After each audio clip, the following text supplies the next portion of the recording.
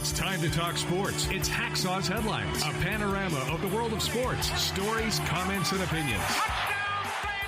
Now, here's iconic sports talk show host Lee Hacksaw Hamilton and co-host John Riley. Who wants to talk sports on a Monday? We do. From the DIXIELINE Lumber and Home Center studios in San Diego, we welcome you to our Monday bonus podcast, Hacksaw's Headlines. Good afternoon, everyone. This is Lee Hacksaw Hamilton, along with my co-host, the baseball junkie, John Riley. We welcome you coming off a great sports weekend, piloted into the beginning of the baseball playoffs. This podcast is brought to you by DIXIELINE Lumber and Home Centers, 9 stores to serve you in San Diego. If you've got projects, they've got materials. If you need ideas, they can be your consultant and your best friend. Think DIXIELINE Lumber. John Riley, we got baseball pennant races to talk about. We got NFL football to talk about, college football, and then today's quote, play-in games. What a wild 72 hours we've had in sports. Yeah, I mean, we had to peel ourselves away from the TV to get started. The 8th inning and the top of the 9th were wild. We're going to go a lot of different directions, so I ask you to bear with us. Couple of business items before we start. When we're done with this podcast, we open it up to you, the viewer, on live stream. You get the chance to participate, asking a question, making a statement.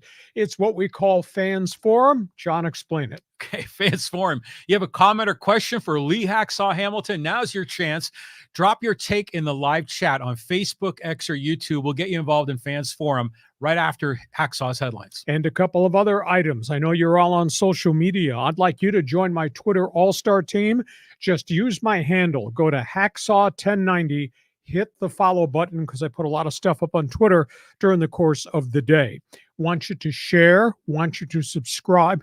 Tell everybody what we're doing with this podcast Mondays and Thursdays. If you feel free, give us a thumbs up. We'd really like to have a 5-star rating. It helps us a great deal. Also, when you go to my website, leehacksawhamilton.com, I write sports every day of the week. When we're done with this podcast this afternoon, just punch it up. Take a look at all the written material I have. I think you'll really like it. And it's always there. Every morning, we add new stuff to my website, leehacksawhamilton.com. Also, there's an orange box. Fill out your information there on the email. You'll get on our mailing list. Join Hacksaw's Insiders Group. John, we got a lot to cover, go in a lot of different directions, and we're going to spin this as we get ready for actually wild card playoff games starting on Tuesday. So we were kind of all wondering who the Padres are going to play. I mean, how's this breaking out, Lee? Okay, let's talk about what had to happen, what's still going to happen. The Padres, home field advantage, wild card round. They will face either the Mets or probably the Atlanta Braves. It's a weird set of circumstances. The Mets and Atlanta in a doubleheader today. If one of these teams wins both ends of the doubleheader, the winning team is in and Arizona gets in. If they split the doubleheader, Arizona goes and plays golf tomorrow. Somebody's coming to San Diego. We think it's the winner of the first game today. Somebody's going to have to go to Milwaukee to play the Brewers in the other wild card game. So then it takes us to John's big question. Which is the toughest team to face? Well, the Padres, I think, are the most complete team in Major League Baseball. I wouldn't want to face the Padres, period, exclamation point right now, because of starting rotation, because of everyday lineup, because of bench bunch, and because of Mike Schilt. I think the Padres are really, really dangerous. But let's just presuppose it is the Mets. The Mets have got Peter Alonso and the home run hitting shortstop Francisco Lindor. Power hitting third baseman in Mark Vientos. They got Marte, the hot hitting young catcher Alvarez. And they've got a unique collection of journeyman pitchers who have had bounce-back seasons. I would have never thought a rotation that would have included Sean Manaea, Jose Quintana, and some of these other guys. We'd still be playing baseball in October, but there we are. The Mets are really, really a complete ball club. Not equal to the Padres, but pretty good. Atlanta. They've gone from top of the hotel balcony. We're about to go to the wild card series to lying face down in the basement. This game with the Mets, this first game of the doubleheader, back and forth, absolutely amazing. And they're still playing as we take the air. But Atlanta's dangerous. They got Marcell Ozuna, and they got Matt Olson, and they got this home run hitting hero today, Ozzy Albies, and they got Jorge Soler. And that pitching staff, wow. We think the Padres have a good staff. Well, they got Chris Sale and Max Fried at the front end of that rotation, and they got Ray Lopez back off the disabled list right now. Atlanta's a really dangerous team. Arizona, here's a big issue with the D-backs. They've been battered by injuries the back third of the season. They finally have their full batting order back, but they're not hitting the way they were before Christian Walker went out, before Gabe Marino went out. It's just not quite the same Arizona team. But from a pitching staff perspective, they got dangerous people. There's no doubt about it. Zach Gallen is as good as it gets in terms of being your number one starter. But it's been weird. They gave big money to Jared Montgomery. They gave big money to Eduardo Rodriguez, and both have scuffled with injuries. Neither one has been dominant. Neither one's earning the kind of money that they're being paid. So I'm not sure Arizona is really ready for postseason play this season, considering that those guys went to the World Series last year. So it spins us back to the first game of today's Mets-Atlanta doubleheader, where Atlanta was leading 3-0 in the eighth inning. Spencer Schellenbach was pitching really well. He had an 11-pitch at-bat, and he gave up a double, and he was gassed. They took him out. The bullpen imploded. Joe Jimenez and Raciel Iglesias absolutely blew up in a Mets 6-run eighth inning. So Atlanta was going from a 3-0 lead to a 6-3 deficit, and Atlanta came back in the bottom of the eighth inning and retook the lead. Ozzy Albies, who had hit a 2-run home run earlier, came back with a 3-run screaming line drive, bases loaded double to give Atlanta the lead 7-6. So they're going to the ninth inning right now. Atlanta wins, they're in. Mets still have to play a second game of a doubleheader. They can get into the second game of the Twin Bill if they win that. So those are the storylines, this street corner, if you will. Now, the other street corner is Milwaukee sitting there, day off. The Brewers won 93 games this season. I would have never have imagined that, considering they lost virtually the whole pitching staff. But Willy Adames, the shortstop, has had a phenomenal comeback player of the year season. William Contreras has hit a ton of home runs. And this young shortstop, Jackson Chourio, has hit with power. He's been the equivalent of what Jackson Merrill's been to the Padres. Milwaukee playing at home is going to be dangerous for anybody going in there. So, John, that's where we are. Do you want to give us an update on the out-of-town scoreboard? Has Atlanta won? Have the Mets rallied back? Where are we in that first game of the doubleheader? Well, according to the sports ticker here, it just ended right now. So the Mets won 8-7. They just finished the full 9-inning slate, and I guess they're going to go take a break and come back in about an hour or so. That was a crazy game. I mean, that's like unbelievable back and forth from the eighth and in the ninth. Now, here's a big issue. Atlanta loses this lead twice and loses at home. Now you got a big question. Atlanta has to win the second game to have a postseason. And now Atlanta has to burn Chris Sale 17-3 and start him today rather than the first game of the wild card series. That's a real setback for the Atlanta Braves. Can they do it? Sure. Sale's been unbelievably dominant. He's had his own career bounce back season too. But what a blow. So the Mets are in, and I would assume that means the Mets are coming to San Diego regardless of what happens the second game doubleheader. Again, there's so many ifs and thens. I get confused by it all, but that sounds right. And you look at both these teams, you're like, which one do you want? And, like, pick your poison. So which one do you think is the scariest one for the Padres to face? Well, if you asked me a month ago, I would have said the Diamondbacks. But now I'm not really sure. I'm like, I just remember Chris Sale when he pitched against the Padres, he just took them out. I mean, and besides, the Padres aren't so good against lefties. I'm worried about that. But beyond Chris Sale, the Braves look like a team that might be easier to defeat. There is no Acuna, rather than the Mets, who just seem like they're red hot. Yeah, and it's hard for me. I look at the Mets and I say, how are they doing this? How is this possible? The Mets to do this, considering they got a bunch of journeymen in their pitching rotation. They don't have the number one starter. Kodai Senga has not pitched all season long. I mean, this is really stunning to me. But it's a 26-man roster. You come together in the season, and the Mets collectively, there's not a lot of stars on that team outside of Lindor and maybe Alonso sometimes when he hits home runs when he's not batting 241. The Mets don't have a ton of stars on their roster, and yet they're right there on the brink. Yeah, and I think they're still paying Bobby Bonilla. Yeah. But it's the grimace. That's what it is, Lee. The grimace has kicked these guys off. So it might be a rematch of 2022 wild card series. Okay, that's where we are. It looks as if the Mets are coming to San Diego to play the Padres. They still have a second game of the doubleheader to play. Atlanta has to win that to get into postseason. And Arizona, they're rooting for somebody to sweep this thing. They're rooting for the Mets to win it so Arizona can be in postseason play. Okay, as long as we're talking baseball, let's go from the National League. Let's talk about the matchups that actually are set in stone and begin tomorrow, American League playoffs.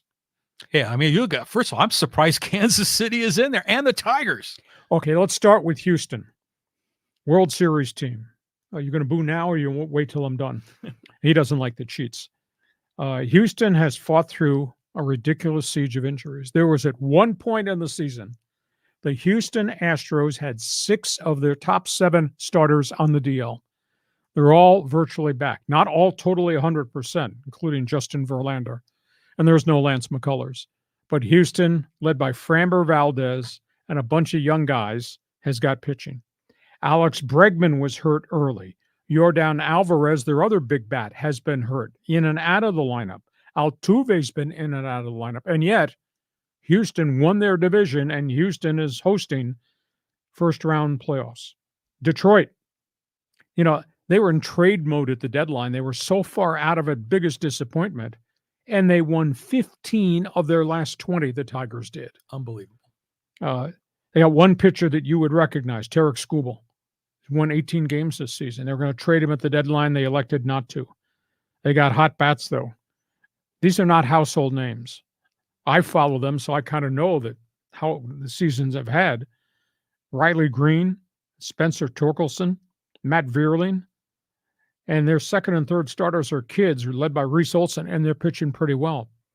But this is the Houston Astros, who have a world of experience, and this is Detroit, starry-eyed. We're in the playoffs with a really, really young team.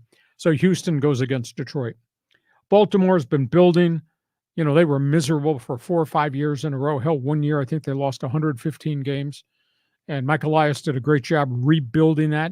Virtually their entire roster are their farm system draft picks. Not much in terms of free agency. You got Baltimore coming off 91 wins. Baltimore did go into the marketplace and get Corbin Burns to anchor a very young pitching staff. Baltimore has survived the loss of 3 pitchers this season, including John Means, a former no-hit pitcher who's now had 2 elbow surgeries. They survived that, and they're playing tomorrow. Baltimore's got a great shortstop in Gunnar Henderson. Baltimore's got a whole bunch of complimentary guys that put the ball in play. Baltimore's a pretty good team. Kansas City rented a bunch of free agents. The Royals have a great shortstop in Bobby Witt. Their young first baseman, Vinny Pasquantino, but he broke a thumb. They think he's going to be activated. He might be a DH tomorrow. He's going to try to play after doing all this intensive rehab. But their pitching staff has kind of run out of gas. And that includes Seth Lugo, who at one point, I think, had won 15 games, the ex-Padre, and absolutely stalled in the final month and a half of the season. All the innings caught up with him. I just don't know that Kansas City can go very far. But again, if Bobby Witt gets hot and some other guys get hot, maybe they hit their way through this. But I got Houston beating Detroit. I got Baltimore beating downtrodden Kansas City. And there's a lot of disappointment, a lot of other places. Minnesota was in the hunt. Hell, Minnesota was chasing Cleveland for first place and faded. I think there were 7-18 down the stretch. And a lot of rumblings in the Twin Cities that they blew this thing and Rocco Baldelli might get blown out as manager. But that's how I view the American League. And John Riley says, I like seeing the new logos. I mean, we haven't seen the Royals since Hosmer and those guys won the whole thing.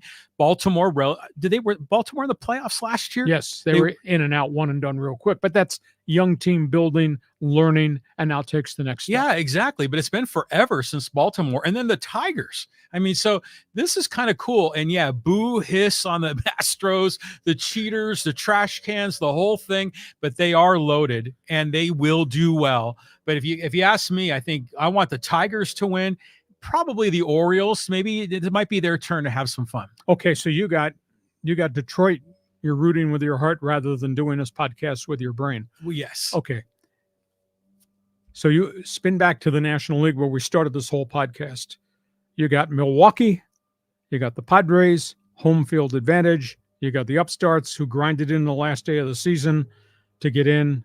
Who do you think is going to come out of the wild card in the American League and the National League? Well, I mean, first of all, in the National League, I'm rooting for the Padres. We're going to find out who they're going to play. The Brewers, though, are kind of like stealthy. You know, they're the number 3 seed. You could probably name a few guys on that team, but you kind of not a lot of superstars. Kind of like the Mets. Yeah, for them to do it without Christian Yelich for half the season, wow, yeah. So I my hunch is that. Okay, the Padres are going to win, and then in the other wild card, I think that other wild card team may get past the Brewers because Atlanta and New York, man, they're streaky. They could do it. Okay. Now, when we're done, Baseball Fan is invited to join us on Fans Forum. Swami says I know what's going to show up on the screen. Fans Forum contributors will come back and say, you two big dummies, none of this matters because you got the Yankees and you got the Dodgers and you got the Phillies. And anybody getting out of the wild card round has to go through those places. Now, see, now you sound like Colin Cowherd. Thank you. You know, who's always homing for those big city teams. Okay, so Fans Forum, you're a baseball fan, rooting for the Padres, got different opinion about the National League and American League playoffs and the wild card teams that forged their way in? Or is this just a waste of time because you still got to play the Dodgers, the Phillies, or the New York Yankees? Baseball fans, join us in the chat box right now. Fans Forum box is open for business. John, that's all things baseball. Are you ready for some football? Are you ready for some football? Here we go. A week of surprises.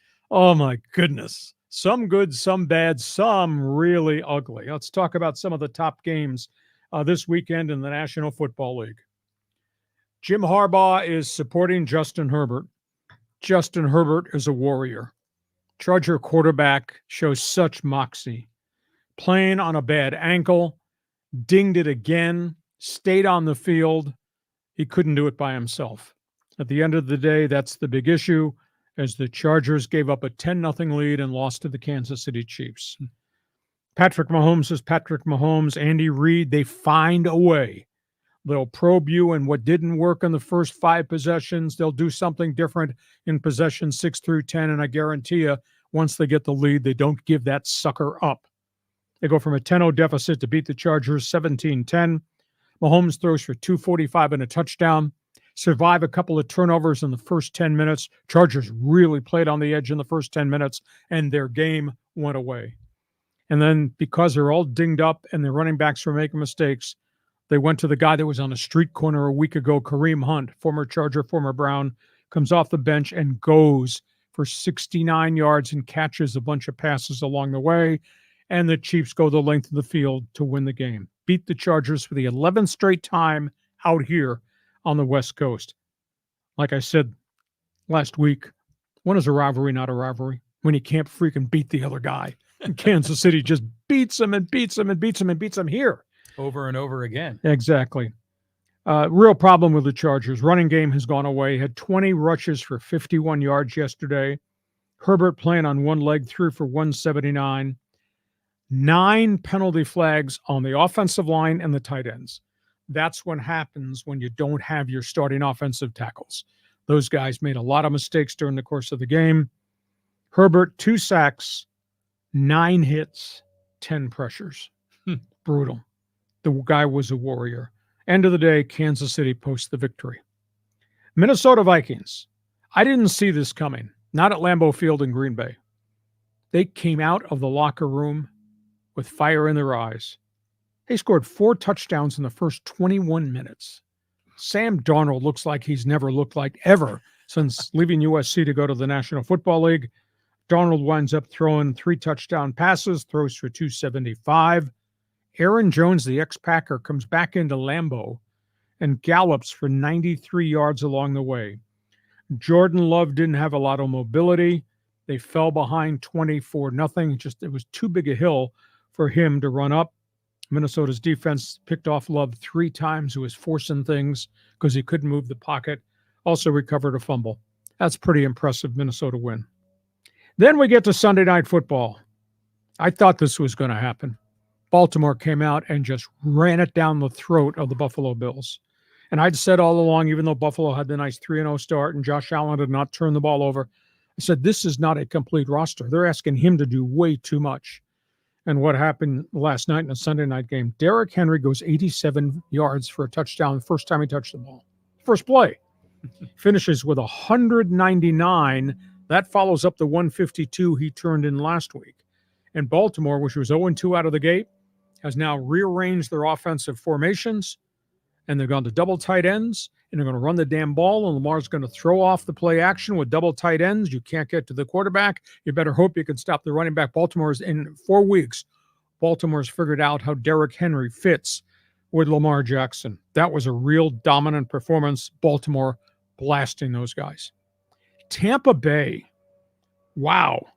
Tampa Bay tears apart Philadelphia. Wow, do you think there's a little bit of heat on Nick Sirianni in the city of brotherly love, a.k.a. brotherly hate? Wow, the Eagles are taking a lot of heat back there. Sirianni's taking a lot of heat. Baker Mayfield, who was found wanting about 3 different places he played, he goes off for 347 through the air and 2 touchdowns. Good for him. In the Tampa Bay win. His 2 receivers between him, Mike Evans, Chris Godwin, caught 14 passes in the course of that game. And then there was the defense. This is Jalen Hurts, the Eagle quarterback, moves the pocket, runs, a dual dimension guy. He got sacked 6 times, turned it over, 2 more fumbles. Eagles having a terrible time. They move the ball up and down the field. They're averaging over 400 yards a game, and they keep turning the ball over as they move the ball up and down the field. Sirianni is under all kinds of heat. Tampa trashes Philadelphia. Washington, what a victory for the Washington Commanders. They're going into Arizona, where Kyler Murray and those guys were feeling pretty good about themselves. Not anymore. Washington 42, Arizona 14, and Jaden Daniels, who does not make mistakes. He throws for 233, rushes for 47 more. His tailback, Brian Robinson, gallops for 101, and Washington just stomped the Arizona Cardinals. And everybody's paying attention to Jaden Daniels and say, holy cow. Only concern I have is he makes great decisions with pressure, moves the pocket, he runs too much. And at the end of the day, what happens to young running quarterbacks in the NFL? They get hurt. They get hurt. So far, so good. But I think they got to tone that act down. But boy, they're off to a quick start. I've seen a lot of stuff in all the years I broadcast NFL football. I've never seen this. I've never seen an NFL quarterback have -7 yards passing in the first half. That was Bo Nix. Wow. And he had no sacks. He had -7. How does that work? Everything was check downs, tackle behind the line of scrimmage. It was unbelievable. He finished the game 12 for 22, 60 yards. 60 yards. Quarterback throwing for 60 in the NFL. A starting quarterback. A number 1 draft pick quarterback. And they won. They beat the Jets 10-9 in the rain in a field goal kicking slop contest. Aaron Rodgers, gimpy. He's got an ankle and got the other leg and the ankle are both bothering him. He didn't do very well. And the Jets just could not move the football much at all. So that is a bit of a surprise there. Denver beat Arizona with a quarterback who threw for 60. Indianapolis, they jumped all over Pittsburgh. I looked up. I was watching one game, had my laptop open.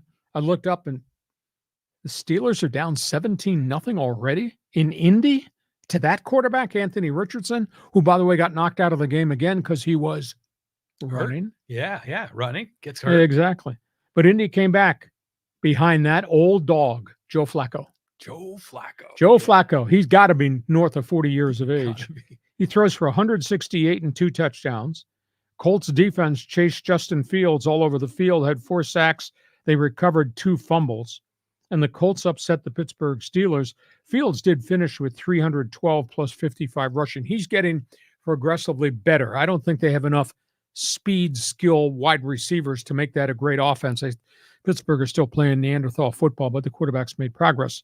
But Indy, behind the old dog, Joe Flacco, posts the victory. And then the other marquee game was the Rams, and I knew it was going to catch up to them. I mean, Matthew Stafford has willed the Rams to victory, and he ran out of time. He ran out of opportunities. They run out of players.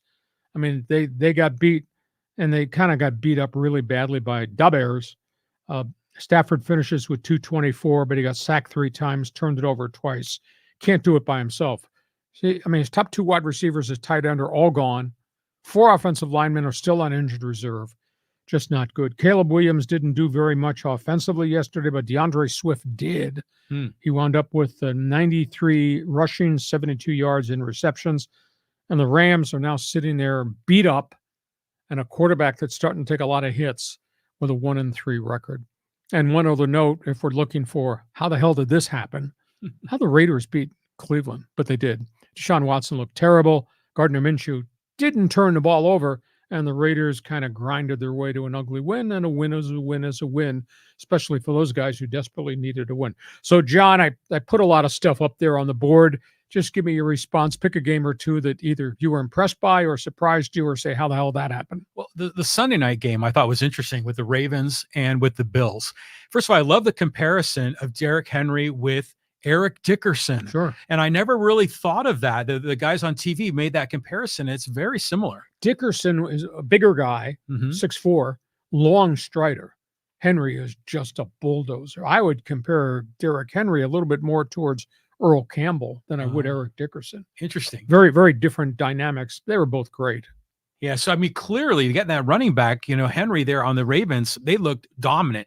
But you just got to love, Josh Allen. I mean, some of these plays he made, we were swapping texts. There was one where he was like gotten shoved out of bounds in midair. He threw the ball like 30 yards, almost got a touchdown out of it.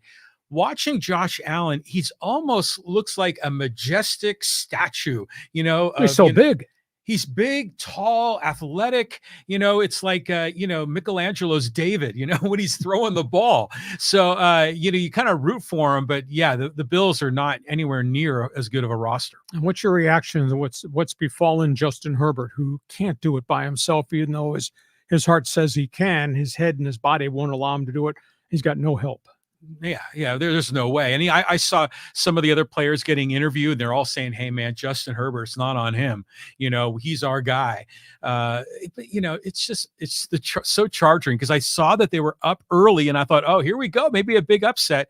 And then it went the other way. The bad news, though, for the Chiefs, what's up with Rashee Rice? They think a ruptured tendon in his knee. It was a hyperextension. The replay looked awful. It was just a fluke thing. He got hit by his own quarterback as they were scrambling to try to dive on a loose football. Just a bad break for them, for Kansas City. So tough situation. Instant karma's going to get you. Oh, all the time. What goes around comes around. Is that the phrase? Yeah. Okay, that's what's going on in the NFL. Hey, Fans Forum chat box is open. You're an NFL fan. Hey, pick one of the teams we've been talking about. Talk about your team. Want to talk about the Chargers? Jump on board. Feel free to jump on us. That's okay. We take abuse. If you agree, great. If you disagree, that's even greater. We want to hear what you've got to say, because John wants to argue with you. Hey, we get to halftime. This Monday bonus podcast is brought to you by DIXIELINE Lumber and Home Centers. 9 stores to serve you in San Diego. John, just run through a checkbox of the things that DIXIELINE has for people who are homeowners that are either making renovations, want to make replacements of things in their house. What are the hottest selling things DIXIELINE has? Oh, man, the list is long. Lumber, building materials, power tools, doors, windows, kitchen countertops, bathroom cabinets, just about anything you can think of that you would use to build in your home. They've got it. They've got pros. They've been in San Diego for over 100 years. Now they're expanding into Orange County. You got renovation plans? Think about them for materials. You got renovation plans, want ideas? Think about them as your best friend and your consultant. These are special people, DIXIELINE Lumber.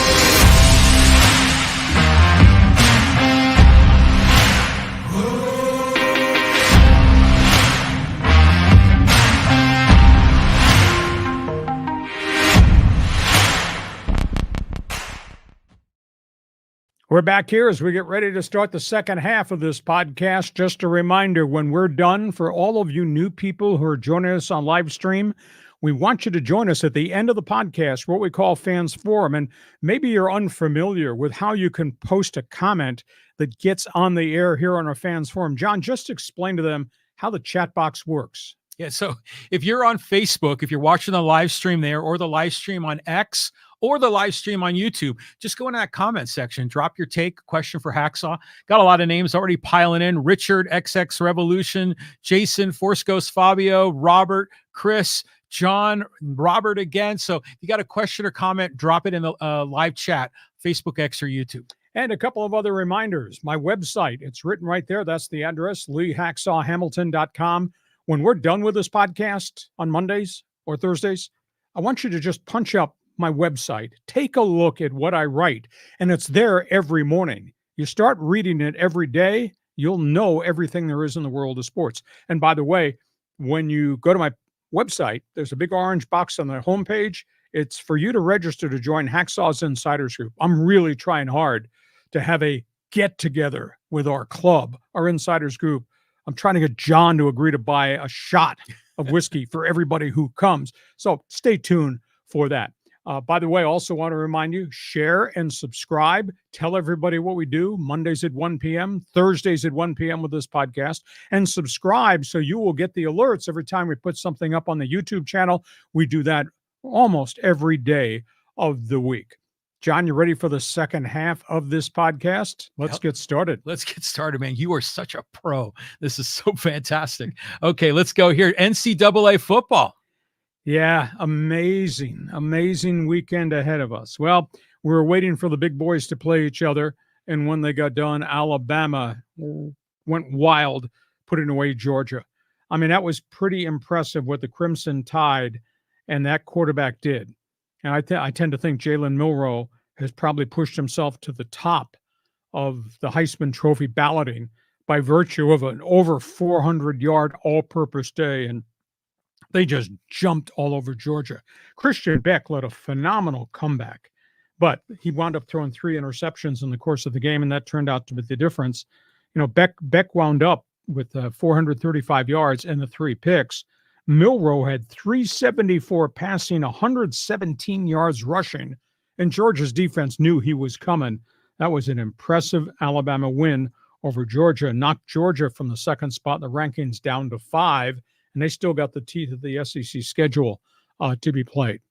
Second item, Heisman Trophy candidates. I have a Heisman Trophy ballot. Hey. We'll be talking more about that as the season wears on. But boy, there's some other unique names that have shown up.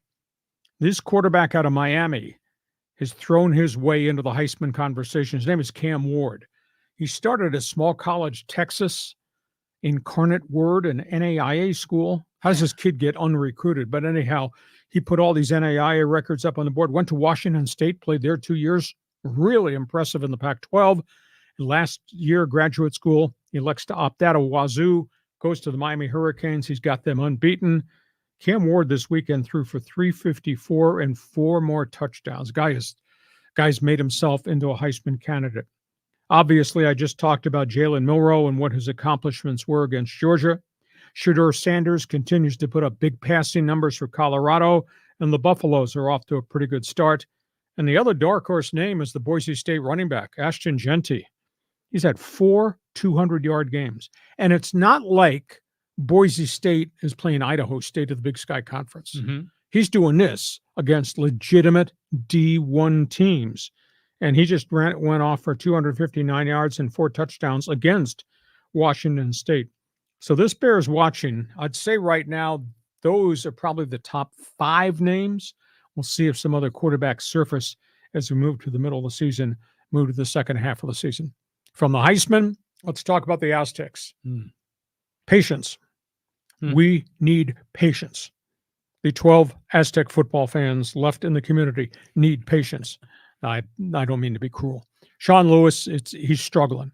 I don't know if the system's too complex, whether the play calls are right or not, but the Aztecs lost to a team that is kind of at their level, Central Michigan. They weren't playing Pac-12 people, and they just couldn't stay in the game. They moved the football in spurts. and then they don't score. They play really hard on defense. The defense is on the field the whole damn time. And this weekend, they committed a bunch of personal foul penalties, which made it really, really hard for them to overcome. I still think they're going to be good. Danny O'Neill is really impressive for an 18-year-old freshman. He has no turnovers in 4 games. Wow. None. That's impressive. He's really accurate. Now, they're not doing well on third down plays right now, only 34% conversion. But, I mean, this is a star of the future. Lewis Brown, the transfer wide receiver from Colorado State, has become their big play guy. My only concern is they're asking Danny O'Neill to stay in that pocket while they run deep home run balls, and they're not hitting as many of those deep passes as you'd want. I want to know with the speed that Sean Lewis has compiled on that roster, why are you not running slants? Why are you not running crossing patterns? Why are you not running up and outs? Because you put the fear of God in secondary that they got so much speed. You don't need to throw 51-yard passes. All you need is just to get first downs, keep the damn defense on the field and wear them out. That has not happened. So I think Sean Lewis needs to reevaluate his play chart and start using some of the other wide receivers because, I mean, they've got so much skill guys. They're throwing to one tight end and they're throwing to Lewis Brown. That's like they're ignoring the rest of the group. I think he's got to expand those who are participating. USC, they booed the Trojans off the field at the Coliseum at halftime. They were losing to Wisconsin. And they came out, and Miller Moss came out possessed. Tell you what, firebrand of a leader. Big, tough kid in the pocket. Moves the pocket, makes throws downfield. When they got done, Miller Moss put on a passing show. 308 yards, 3 touchdowns. Trojans come from behind to post a win over Bucky Badger in Wisconsin. UCLA, this is going to get worse before it ever gets better. I mean, they got trampled again this weekend. They got outgained 431 to 172 yards. This is a team that almost lost to Hawaii the first game of the season. Has lost 3 in a row since that point in time. Ethan Garbers, the quarterback, is turning the ball over. Now he's dinged up. They just don't have a lot of players.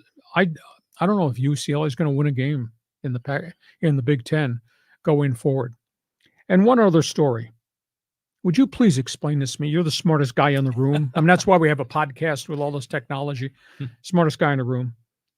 Why would the Mountain West Conference make a phone call? They're trying to add an 8th team after having lost Utah State plus San Diego State, Boise, Fresno, etc. They're trying to add an 8th team. Why would you call North Dakota State? Why would you call Texas State? Why would you... Was there an earthquake or something? Why is Northern Illinois, Toledo, which I thought were in the Midwest, why are they considered a Mountain West Coast team now? That's who they're calling to try to get to be the 8th member of the team of the conference. Why is the Mountain West doing that? That makes no sense to me at all.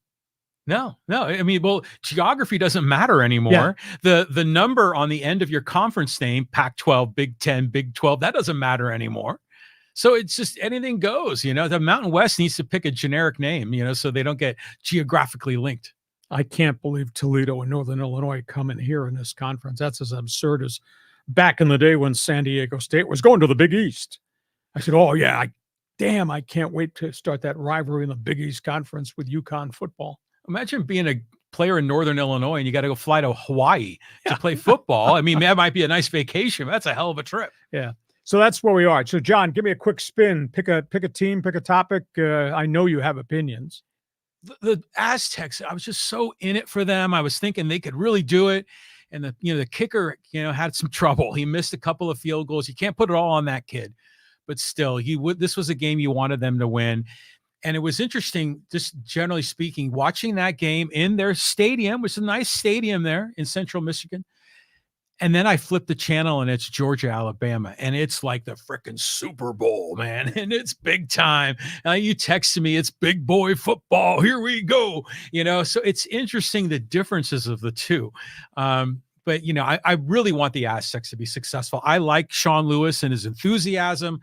I want him to be successful. The other comment I'll make is I want that kid from Boise State to win the Heisman. just like Marshall Faulk got screwed by, who was it? Lee Corso, that wanted his guy from Miami to get a Gino Torretta fan. Gino Torretta, yes.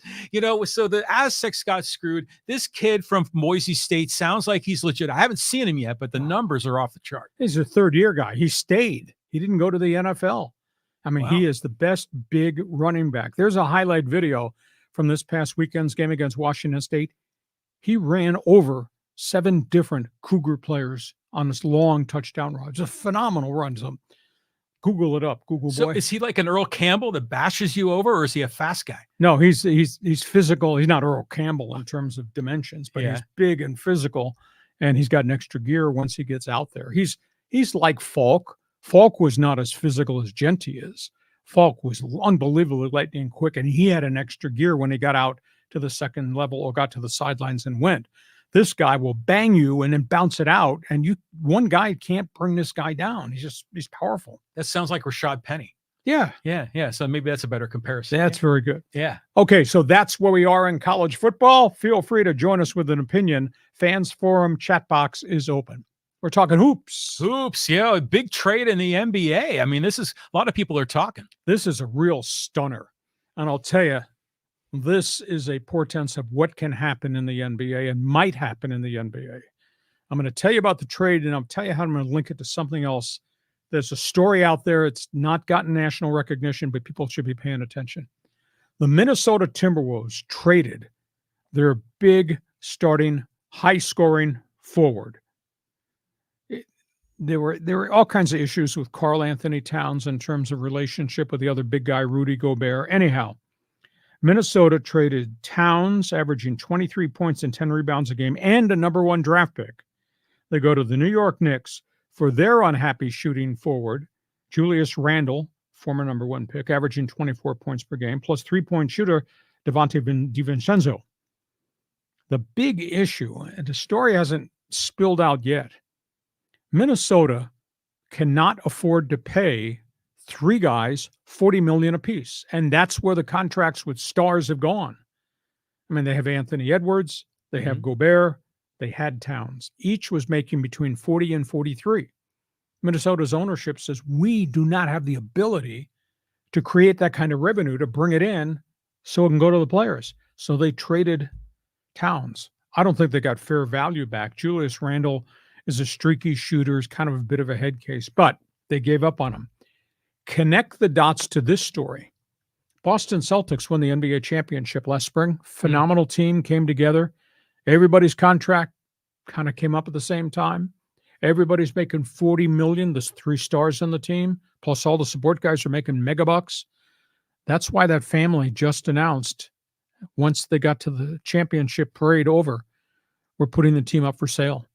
We can't afford. They're going to lose $80 million this season. The Celtics, the championship Celtics, with all the sponsorships and all the they're going to lose $80 million this year because of the cost of the contracts.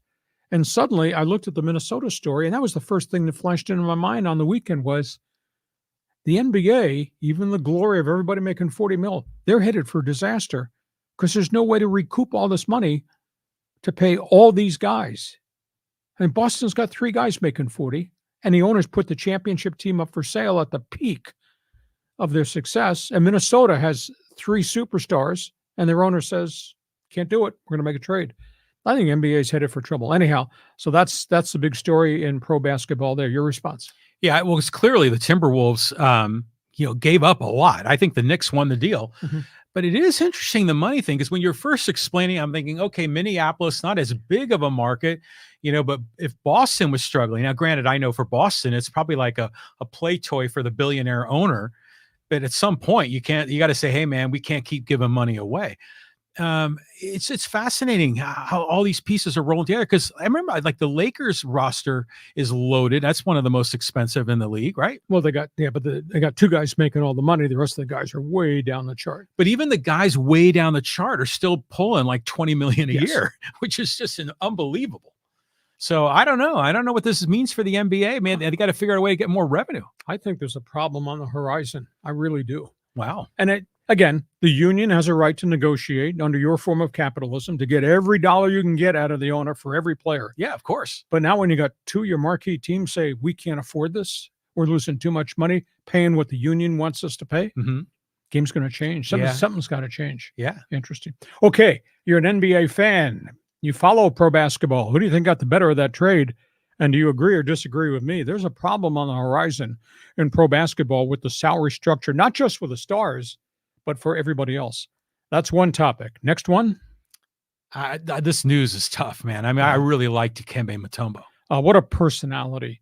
He passed away at the age of 58, brain cancer. This was a unique player, came from small college basketball to the NBA and changed the game defensively.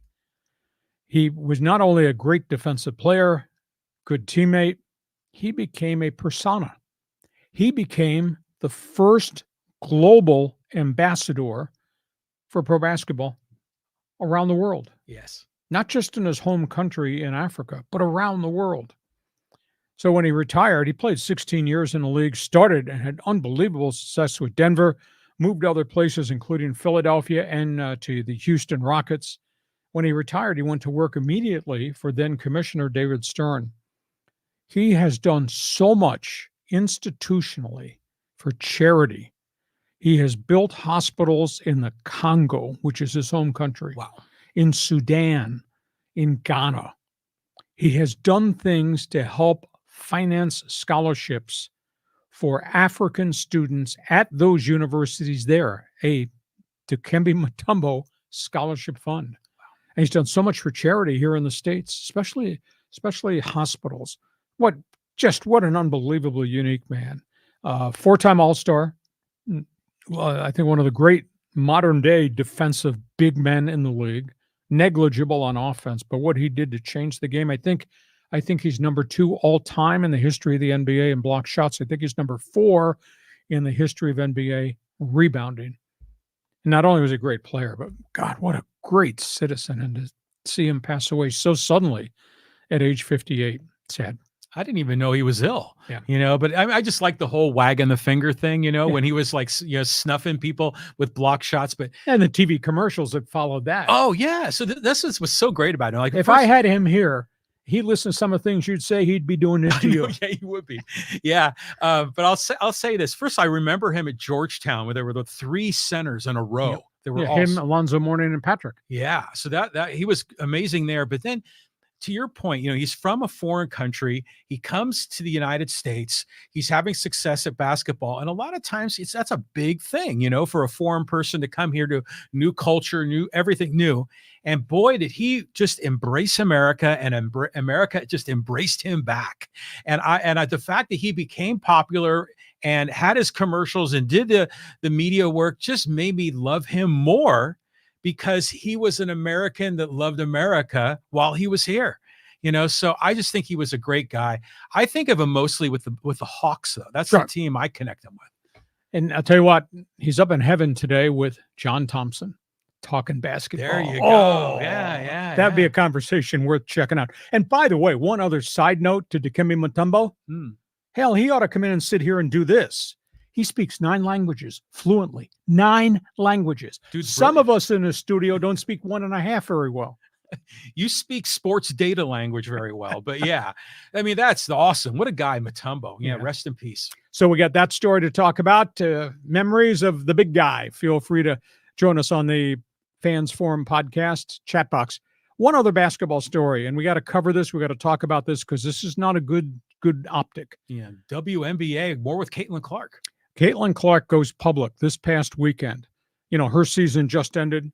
I mean, she has helped take this WNBA to a much different level in terms of notoriety, in terms of TV ratings, in terms of season attendance, etc.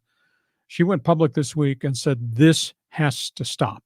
She says virtually every arena that every WNBA team goes into is filled with people who think they have a right to buy the ticket and stand there and scream racial overtones or things about lesbian gay life towards the women that play in the WNBA.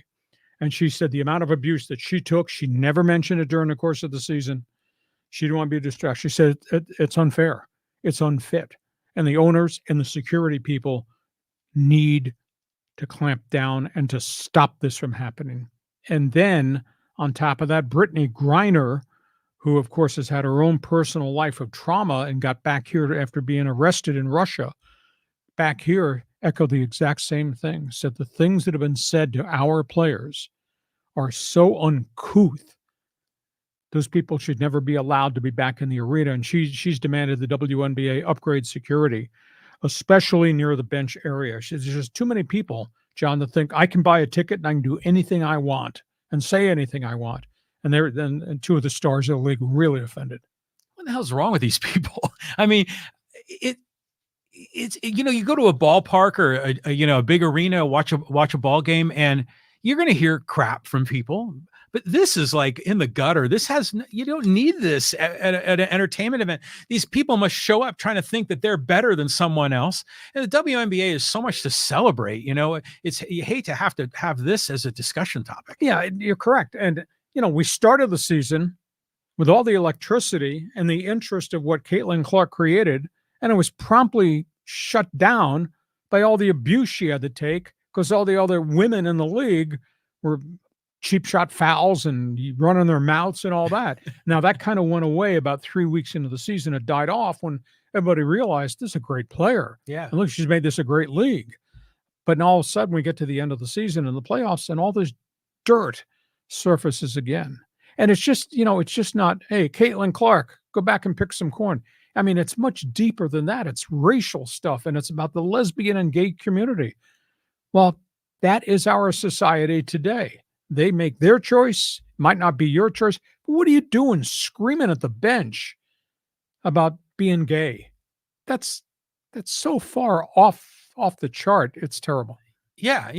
And you hate to have the ownership and the management of the teams have to police the people to say, don't say that. And I think it's even crazier. But what the hell is wrong with these people? They're coming to a game to have a good time, and you're just zinging racial epithets, and that's what makes you feel good about yourself. Yeah. Caitlin Clark went to security twice at the end of the season, different games before the playoffs started. She went to security and said, that guy is shouting lesbian and gay negative comments towards our bench, our team. So, get him out of here. And they got him out of here. So these guys get beard up and I'm a man. I'm going to talk about you being black or you being gay. Well, remember that happened at a Padre game with Tommy Pham? Sure. So you see this kind of crap every once in a while. It's like, geez. But I think for a player, if a player wants to go to the point of singling out someone to get out, then I say, yeah, that person gets out. Okay. So we go from basketball. You got an opinion about the greatness of the WNBA season, how neat it was, or how sad it is that they have to deal with some of this. Join us in Fans Forum. Hockey camps are open. Here comes the opening of the NHL season, and we got hockey hotline stuff to talk about. Boy, John, not a good weekend. We talked on Friday about the terrible injury to Drew Doughty, the all-star defenseman, maybe Hall of Famer with the LA Kings. Now they've gone in to have done all the exams. He's got major surgery coming. Not only has he got a fractured ankle, he's got torn tendons in the ankle. He may not play this season, and that's a huge blow. The other one, we talked weeks ago about this controversial trade where the Montreal Canadiens got Patrik-Laine from the Columbus Blue Jackets in this huge trade. And Laine is a guy, it's a big-time goal scorer, has had all kinds of personal issues. He got hurt in a Montreal preseason game against Toronto the other night. An open ice knee-on-knee check. A Toronto rookie stuck his knee out, and Laine hit it. And Liney's got a really bad knee injury. I don't know if it's a fractured kneecap. There was a huge fight, payback in the aftermath of that. But that's a terrible blow because this guy scored 209 goals in about 5.5 years in the NHL. And even though he's had personal issues, that's a really good player. Montreal's really counting on Patrik-Laine to be a star. So NHL season opens in a week, but boy, what a terrible blow for the Kings. And this does not look like it's good news up in Montreal. I heard someone tell me one time, I never forgot this, that the NFL, we'll get to hook this at NHL. NFL is like modern day gladiator games. I wonder, maybe is the NHL a better representation of that? Because these dudes, man, the abuse they take, the injuries. I mean, which do you think is the more, like I say, physically abusive sport? I think the NFL is, because it's a much wider field and guys are running at full speed. Yeah, granted, they have pads and they do wear helmets and they've tried to outlaw helmet hits and all that, but you're still going to get unbelievable violent collisions along the way. The NHL is in a confined chunk of ice, 200 feet by 80 feet, and that's it. But they mandated helmets, they mandated visors. This year in all the minor leagues, in addition to the junior leagues, have not done it in the NHL. Everybody must wear throat guards because you get players who get hit, get up in the air, skates fly through the air. And we had the death of the NHL player who played in England last year. So I think the NHL and the NFL have both done a real strong job in terms of lessening head blows, giving the players better equipment to wear, but it's a high-speed contact sport. And the NHL has made tremendous strides in terms of, I can't hit you in the head. I can't cross-check you and send you head first into the boards, where you could get a head injury, a neck injury, etc. And sometimes skate cuts are accidents, sometimes high sticks are accidents and incidental, but that stuff happens, and you can't go knee-on-knee check. You can't stick your leg out as Patrik-Laine is coming across with the puck across center ice and check him with your knee and put knee on knee. Hell, I'd never do that because I'd blow my knee out, much less hurt him. So there's great risk, but this incident was pretty ugly. And it's a big blow to Montreal because that's an $8 million a year guy against the cap, who I don't think they're going to have for maybe half the season. It looked really bad. Brutal. Okay, so that's hockey. Feel free. Oh, Canada Network, you're joining us. You want to jump in, talk about that. Last topic on the table. We're going everywhere. The high-speed sports wire. Here it is.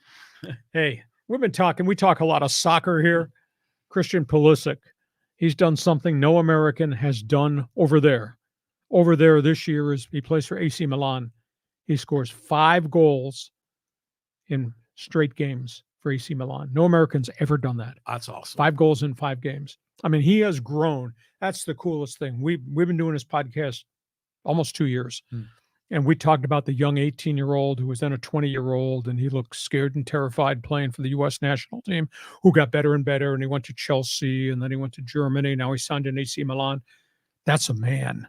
To see him grow from an 18-year-old that I first followed and said, well, yeah, he's a gangly kid who can run, and I see him grow into a man and he scored 5 goals in 5 games at that level. Wow. That's pretty impressive.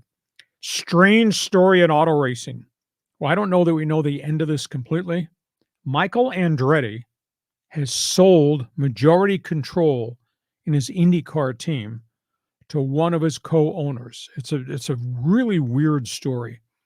Andretti has run a 3-race, 3-car team. He's had some marginal success recently. Prior to that, had great success. He, of course, was a great driver, and Mario Andretti, his father. Michael's been embroiled trying to get a charter to be one of the members, to be the 11th team in Formula One, has run into all types of political problems with the European ownership that doesn't want him there. They don't want to split the TV revenue, etc., though he would be a great poster boy for F1 coming back here. He sold it. He sold the majority control. The rumor is he's furious at Roger Penske, the legendary owner who Penske owns the entire IndyCar racing business. Penske owns the 500. Penske owns its IndyCar team and its NASCAR team. He just does not think that Roger Penske has done a good enough job marketing the sport. He's upset that outside of the Indy 500, the rest of the IndyCar schedule is kind of off the radar. It's kind of meaningless. Yeah. And he's upset all of a sudden that Formula One, with all of its money's come in and planted a flag here in the United States and gotten record TV ratings. And more people are paying attention to F1 and Max Verstappen and the angry Team Red Bull storylines, and they're paying attention. He's correct. Yes. I mean, I've covered IndyCar racing since Fido was a pup. I grew up in IndyCar racing. I know all about it. It doesn't have the impact. It's not on the people's radar. And what they need to do is they need to rework the schedule. And they only run, I want to say 12 to 13 races a year. It's not like NASCAR that runs 36 or F1 that runs, I think F1's running 32. What they need to do is fix their calendar and make the marquee events, make it the first Sunday of every month there's an IndyCar race. Don't go 6 weeks on the schedule without a race and then run 2 races in one weekend in Milwaukee. That's weird. So maybe his critique of Penske has got some validity to it from a marketing perspective. They got to change the image of IndyCar racing aside from the month of May. So there's a lot of work to be done, but he's walked away. I was really surprised at that. And then there's the last one, the owner of the Chargers. Your best friend. Dean Spanos. About a year and a half ago, big story broke. His sister, Dia, who owned 24% of the franchise, family ownership, owns most all the stock. She went public and said, this man has ruined the product. This man has ruined the business. This man has got debt everywhere. This man left San Diego. This man had to take out all these loans to pay the beginning of the territorial fee to move to Los Angeles. This man had to borrow money to meet his bills. This guy's borrowing from one bank to pay off another bank loan, saying that Dean Spanos needs to be removed. Well, they fought and they fought and they fought. She's given up the fight, but she sold 27% of her stock in the franchise and the Spanos Foundation to the owner of the Detroit Pistons, Tom Gores. And Gores has become the lead minority owner. Dean Spanos, first family of football, will continue to make all the football decisions about a franchise that's not had a hell of a lot of success. But Dia Spanos has walked out. And I've tried to configure, and I was never good in new math because I cut math class that day in college and went drinking uptown that day too. I don't know what the value is, but it's got to be, if the franchise is valued $5.6 billion, you do the math. Get your cell phone out. What is 27% of $6.5 billion? That's what she got. Oh, that's about, $1.5 billion. It's probably more than that. Yeah. But anyhow, that's the story that broke. Hasn't gotten a lot of publicity because when the lawsuit story broke, she filed, I think, 3 different pieces of litigation, and they were never going to settle it. And the league was never going to force the first family of football to sell the franchise. But anyhow, she has sold it and made significant profits. Well, good. Yeah, good for her. If she deserves it, I guess. Yeah. First of all, the Spanos family is just so weird. Like there's Dean and Dia, and they're spelled the same with the exception that Dean has an N on the end. Right. And Dia is just DEA. What's going on? And then there's another brother, Michael, and there's a 4th member that lives in Stockton. And they own, I want to say now, they must own 76 maybe % of the stock. And now Tom Gores has bought Dia's ownership of it. And there's one family here in San Diego that still owns the team, have owned it since the days of the old AFL Baron Hilton San Diego Chargers. Yeah. George, I remember this guy. Yeah. Great gentleman. He's passed on. His family still owns it. So that's where we are with the Chargers. So you want to talk about Pulisic, Andretti? No, I want to talk about the IndyCar Andretti thing because, like, when I was a kid, the Indy 500 was everything, right? Sure. And this is before, for me, and NASCAR was big. Frankly, back when I was a kid and even today, I don't really care about the rest of the IndyCar circuit. I just care about the Indy 500. Month of May. And all the pageantry. We talk about that. We enjoy all that. So it makes me wonder, is like, why is there an IndyCar league and an F1 in Europe? I mean, they're very similar kind of cars. Why can't they just standardize on and make all of IndyCar F1? Well, F1 is all road racing. F1 is much different technology, much more expensive, much more powerful cars. IndyCar is oval and road.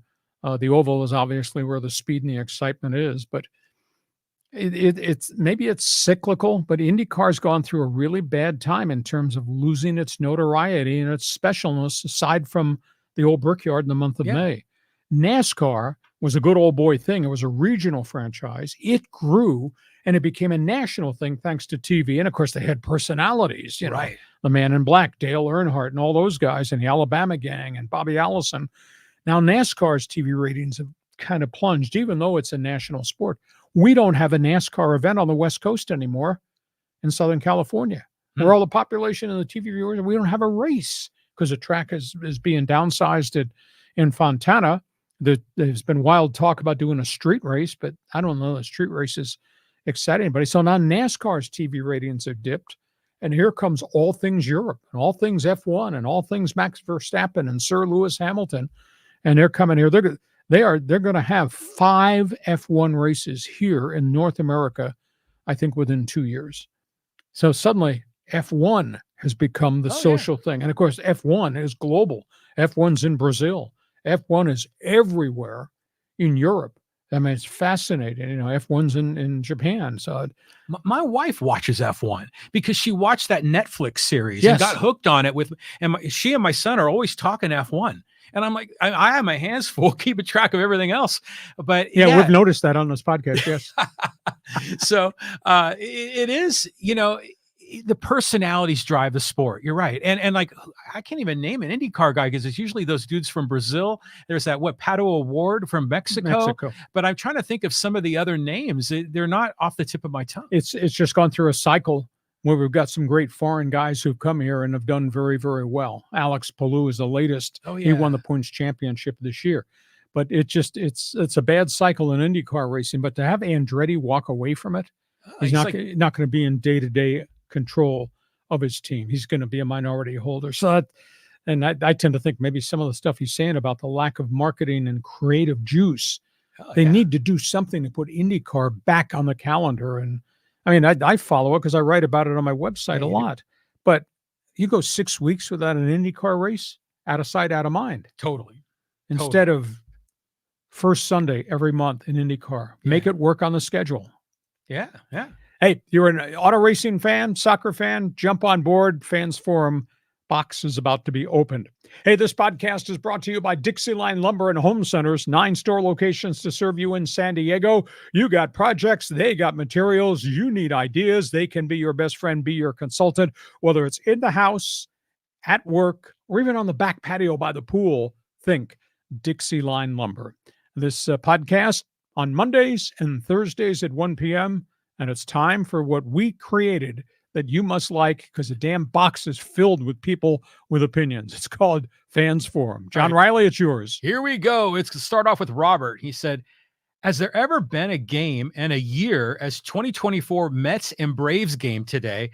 Padres want Sale to pitch today and not tomorrow. Well, it's amazing. I mean, this comeback thing, it was 3-0 in the 8th inning. I was on the highway making my way, coming back from a press conference to come do the podcast. It was 3-0. And I turned around. All of a sudden, the Mets had 6.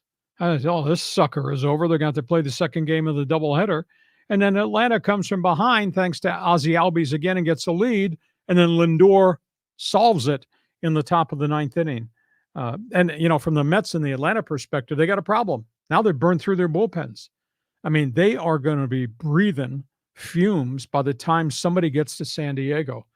There had been conversation, John, over the weekend. I was told there was conversation maybe MLB might move the start of the Padre NLCS back a day to give whoever has to fly cross country again a chance to collect themselves. But then MLB said, no, we're going forward. The games are going to be played and the Padres are going to start on Tuesday like everybody else is going to start on Tuesday. So, I mean, from the Mets perspective, this is really hard because they were in Atlanta, although they sat and got rained out for 2 days. That's why they had a doubleheader today. Sat in Atlanta, went to Milwaukee, got kicked in the head in Milwaukee, got on the plane, came back to Atlanta late last night, played 2 today, get on the plane at about 6 o'clock tonight and come all the way out here and got to be at Petco Park tomorrow afternoon for a 5:38 p.m.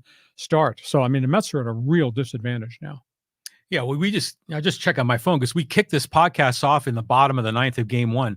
Game 2, Sale's not pitching. Holmes is pitching. And then right now the Mets are pitching Joey Lucchesi, our old friend from the Padres. So they're probably throwing in the towel. So this may end up to be a split, but so far it's no score in the second. I want to just kind of roll the clock back. This games, they are being the doubleheader. These are from rainouts previously in the year, not from this recent hurricane, right? No, it was. Oh, it was. Yeah, the Mets were in Atlanta as that storm was heading in, and they got rained out 2 nights in a row. Okay, that's what it is. So it's a very recent. Yeah, it was Wednesday, Thursday got rained out. They had to go to Milwaukee to play Friday, Saturday, Sunday, and then come back here for the twin bill today. This is not from months Oh, ago. okay. So there's really no other way they could have probably figured out a way to make this work. Exactly. Wow. So I know I thought it's good that they didn't move it, I mean, as a Padre fan, selfishly, but also as a baseball fan, it just creates more drama. It's going to be a lot more interesting, whoever rolls here in. You're just big on drama. You're Drama. big on issues. Well, then we have something to talk about, Okay. Thanks for the input, Rob. Next one. Okay. And so John said, yeah, the second game between the Braves and Mets are going to have a hard time living up to game one. Yeah, and I want to know who the hell's going to pitch. When do they call the third baseman in to pitch? I mean, they burned through their bullpen. Who's going to be able to throw tomorrow? We asked our closer to throw 31 pitches in the 8th and 9th innings today, and they got lit. Both their closers got beat up. Who the hell is going to pitch game one if you have to go to the bullpen against the Padres? Back when I was a kid, following baseball, starters used to always go 7 innings, 8 innings. You weren't always really worried about bullpen arms, but these days it's a different beast. It's a different game. It was a different game. Yeah. Cause you even concerned about Schilt and overusing his, high leverage guys. Yeah. This is all just great drama here. I'm loving it. A lot of things change. I remember 3 cents postage stamps. Okay. I remember as a kid growing up on Long Island, 18 cents a gallon gasoline in gas wars. 18 cents a gallon. Okay. Yeah. I think furthest back I go is 49 cents. Yeah. I think your newspaper once upon a time was 5 cents. Now other newspapers still out here to buy. And times are different. Hey, John, thanks for the input. Next question, Okay. Fans Forum. Let's go to Chris. John, if the season ended today, Sam Darnold would be the MVP of the league for the first time in his career as receivers that people have heard of. However, I'm convinced his success is emanating from none other than his glorious mustache. Lee, break down for us the performance-enhancing powers of the mustache. When you're great, you're great. Should I tell this story? So I text with a lot of people, executives, different sports. So I saw a picture weeks ago of A.J. Preller. Kind of looked like an Errol Flynn mustache.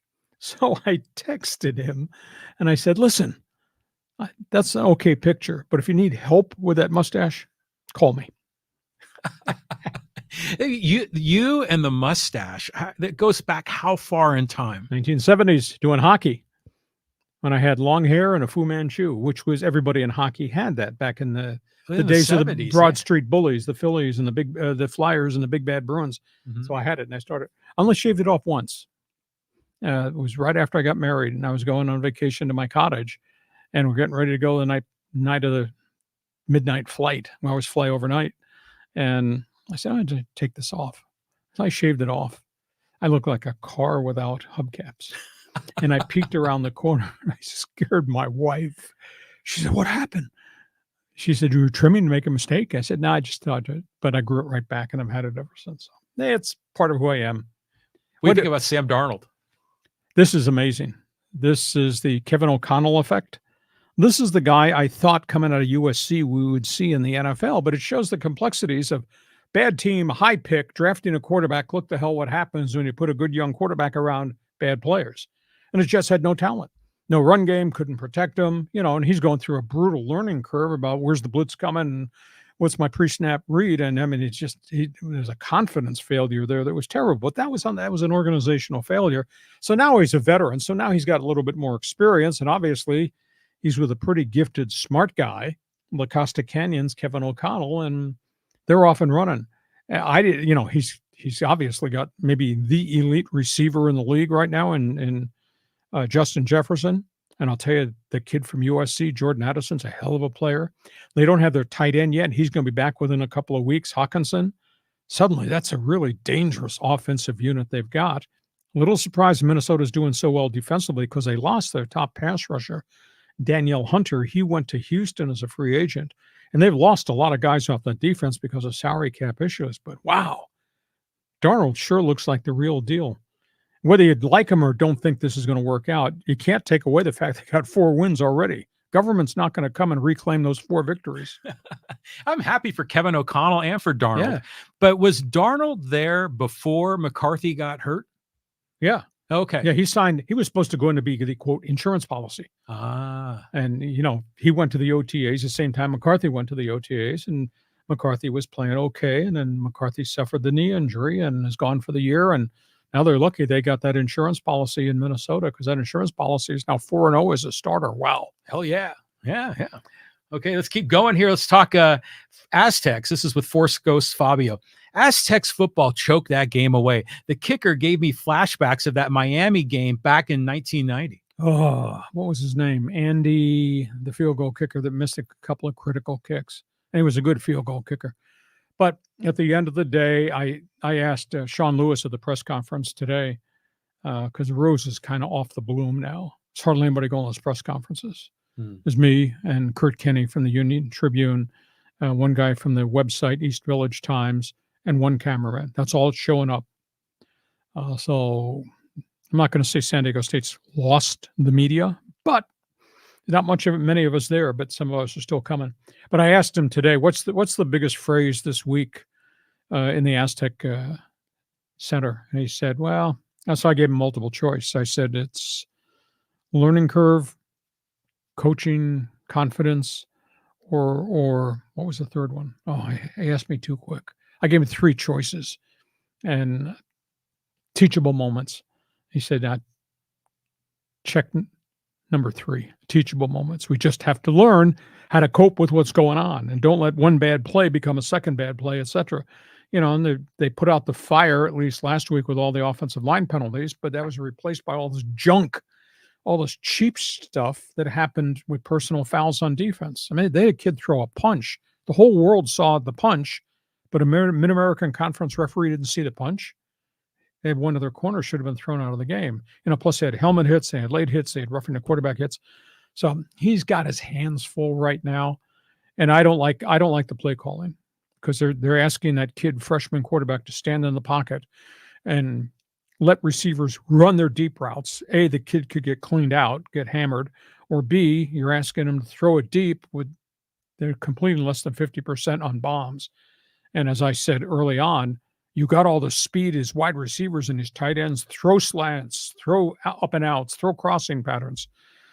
Wear the damn defense out rather than stand back there and try to throw it 38 yards down to Lewis Brown, complete 1 out of 4, 1 out of 5 of those passes. So Sean's I think he's going through a rough time, but I'm not giving up on him. I still think at this level, with that playbook and the number of athletes, I still think San Diego State is going to have a decent season. But dude, you're 1-3. I'm not 1-3. You're undefeated. Oh yeah. You gotta have patience with this guy. I mean, he's brand new. I mean, we're all spoiled from Rocky Long and Brady Hoke, and all the, with over the 2000 teens, they were just such a great run. And yeah, we've got to take 2 or 3 steps back. And I think that's what we're in. It must be just so hard to build a culture, and then the players you're recruiting, you got a lot of these players have a chip off their shoulder, and maybe that's why they're getting in some fights a little bit, trying to prove that they're legit. I just think you stay the course, you continue to teach them. I do think you need to open the playbook a little bit more. And once they start to win, they're going to win, because this confidence will continue to grow. They're playing hard right now. That defense, unfortunately, is on the field too much. I think there's 133 teams in Division I. San Diego State is 129th in time of possession. They're the 4th worst time of possession team, because you go fast, but dude, if you go 3 and out, your defense got to come back on the field. Right. And of course, Sean's response is, yeah, but if I score a touchdown in 3 plays, my defense has to come back on the field. I said, Lee, you got to balance this out. I say, yeah, but you're 129th in time of possession. Right. All right, next question. Let's move on. Let's go to Jason. This is Padres. Was so nice to see Suarez throw changeups the other night to get the save. Finally. Well, he's got to master location with the other pitches, because if he masters location with what he's doing, whether it's changeups, curveballs, sweepers, whatever you want to call it, that's going to make the velocity look even stronger when they start guessing what the hell's coming. All of a sudden, it's 101 miles an hour in on your fist. But he's got to get consistent with location to be trustworthy. So, hey, but they get a day off. They'll all be refreshed. First game of the playoffs, 5:38 tomorrow night. I just remember his first game for the Padres. He had to close a game in Arizona. He got lit. And he got lit. Yeah, and I felt really bad for the guy. And then he really turned it on, and he's got the skill. and that fastball has got so much life on it, but it's as straight as a bullet. So yeah, he needs to develop that off-speed stuff. I would hate to have a horrible problem in the playoffs with him. That would be tough. Well, they got quality starters and they got depth in numbers. They just got to make sure when they hit the phone call to the bullpen that's the night that Suarez is on, or that's the night that Tanner Scott is on, or that's the night that the other setup guys are going to be on. We'll see. But they got numbers, and they're not operating on fumes like the Mets or the Braves pitching staff will be coming in to Petco Park. Keep the faith, baby. Yeah, but let's also be realistic here. I mean, before we order World Series rings, let's be realistic. Whatever we're going to get accomplished has to go through Dodger Stadium or Philadelphia. Oh, yeah. I mean, we got a lot to go. I don't want to throw cold water on you and ruin the carpet. Okay. Next question. Go to Richard here. And he says, when it comes to Major League Baseball marketing their brand, why on God's green earth would you not reseed so that LA and San Diego could be a possibility for the NLCS rather than knock another off in the divisional series? Shaking my head. Well, I guess that's a viable question, Rich, but end of the day, you can't change the rules year by year based on who's hot, who's not popularity. The rules are the rules. So that's why you have the seedings, and we expanded the wild cards. The wild card used to be a 1-game play-in. Now it's best of 3. But then people bitching. Well, that means the first 2 winners in the league sit out almost a whole week because so then baseball came back and said, okay, the best of 3 will be in one location. We're not doing cross-country trips. Mm-hmm. I think it's as good as it can get. I'll tell you, it's pretty electric, though. When they went to the 1 game, in essence, a wild card play-in, the whole damn world stopped. Got to watch this game because it's win or die. Yeah. And of course, today for the Atlanta Braves, they lost. They died in the first game when they had it right in their hand. Heartbreak is unbelievable. Yeah, I need to check the score on what's going on there. But I just remember when I was a kid in the early 70s, that was when divisional play first started. Mm-hmm. And the AL-NL Championship Series, I think, were best of 5. And then they went to the World Series. But sometimes I get confused because the first round's best of 3 is the divisional round best of 5. Then the championship is 7 and the World Series is 7. And it was weird because I've seen a few more curveballs in life than you have. Although I don't foul them off, I usually punch it the other way, goes for a base hit. Of course, yeah. But at the end of the day, the World Series used to, it was American League, National League. And I grew up back when there were 8 teams in each league. And World Series was just, I remember the Yankees and the Braves, the Yankees and the Dodgers, all that. And then interleague play came along. And I thought, well, that's kind of novel. We'll get to see it. And the first couple of years of interleague play, John, they took the schedule and they packed it around the All-Star game.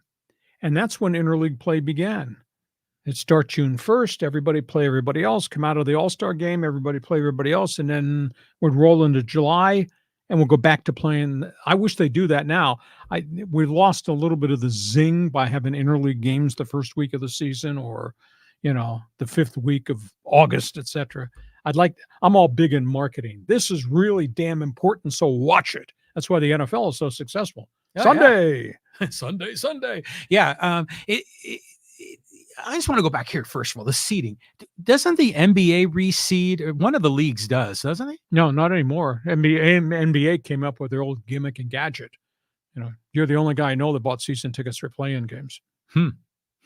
Doesn't say much about you intellectually. But God, I shouldn't have drank so much coffee today. I wouldn't be on the edge as much as I am. But no, there's been a lot of talk about reseed, but I don't think they want to tamper with the integrity. The playoffs are the playoffs. NHL's talked about reseed, but no. But it was cool back then and back in the day before interleague because I grew up a National League fan and the American League was like on another planet. Yeah. And it was like a when Happy Days and Laverne and Shirley come together, it's like a crossover when you can play a team in the American League. It was like it was sacrilegious or something, and it's kind of neat. To quote Henry Winkler. Yeah. Next question. Okay. Let's go to Carlos. Chargers are done. They probably get beat by high school teams. I won't go that far, but this is a bad piece of luck. I mean, to lose your left tackle and right tackle, both significant injuries. I was told maybe 4 weeks for Slater and Alt. that's really hard because those are the bookends. And you can run all these other big guys out there, but those guys are backups, and there's reasons they are backups because they're not equal. And to compound it, their center situation, they got Brad Bozeman, a journeyman center from Carolina.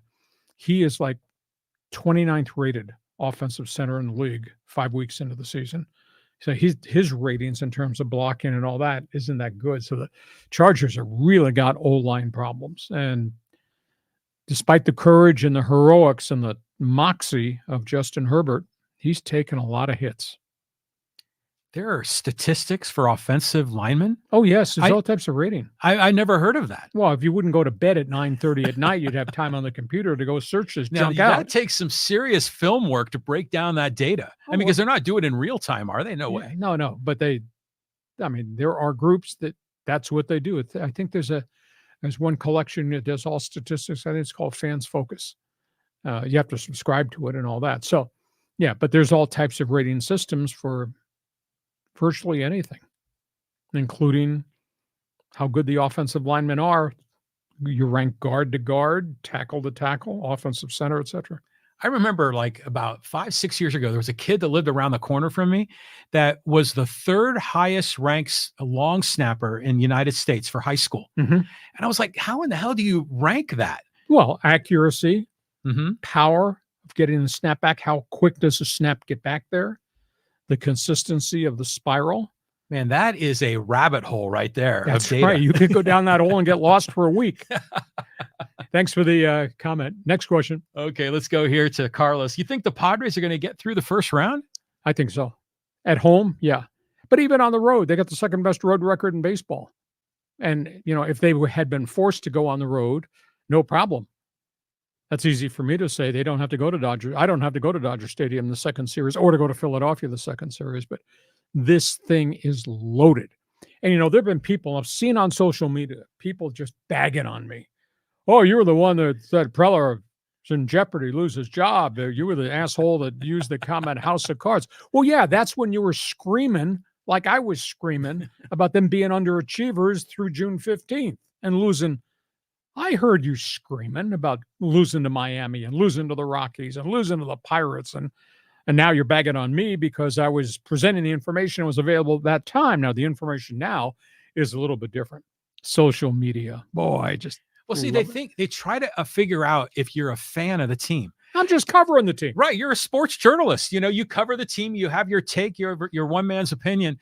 But I think, as a fan of the team, you don't like people jumping on the bandwagon, jumping off the bandwagon. And I think they're projecting that on you. Full disclosure, I went to Catholic elementary school. So I had a great education, arithmetic and geography and all that, and religion, catechism and all that. Didn't have any background in music. Yeah. Never had artwork, never had music, which was really kind of weird. Kind of felt degraded.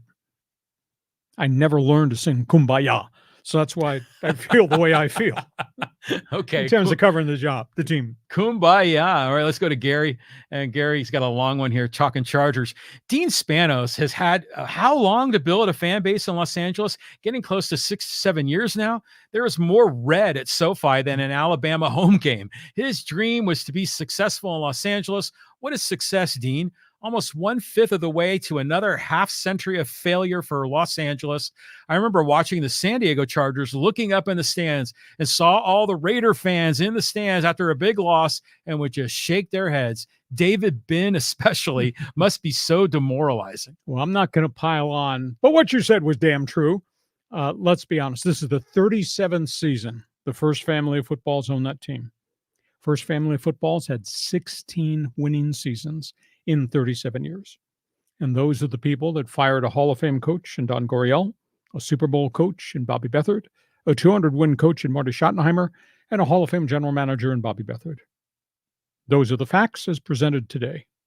Yeah, and them's the facts, and yeah, I mean, the ownership there is just unbelievable, but it's weird. We were just talking about long snappers. This guy brings up David Binn. One of the greatest of all time. Yeah. 18 years worth of doing something we none of us understand, but he was really good at it. Yeah, what a coincidence right there. Okay, Cal Golden Bear. Okay, let's go here down the list. And David Ramos has been poking you with this one. Ohtani, 6 for 11. Arise, 0 for 12 in the Dodgers versus Padres series. Who's ready for the playoffs? They're both really good players, but Ohtani has just been fierce. I'm trying to remember the statistic as of last Friday. Ohtani was, I can't recall. He was the player of the week, but he was hitting like 595 for that final week in the middle of the pennant race. He's just so gifted. And Arise, I'm not going to say an acquired taste because you have to respect the accomplishment. You win 3 batting titles in a row. Dude is doing a lot of things. I have never seen a modern day ball player swing at so much stuff outside the strike zone and yet put it in play and get a base hit. You know, I joked with John. I said, do you know there's 3 area codes in San Diego where we live? 760, 619, and 858. And Arise comes to the plate and he'll get pitches in all those area codes and he'll swing at all of them.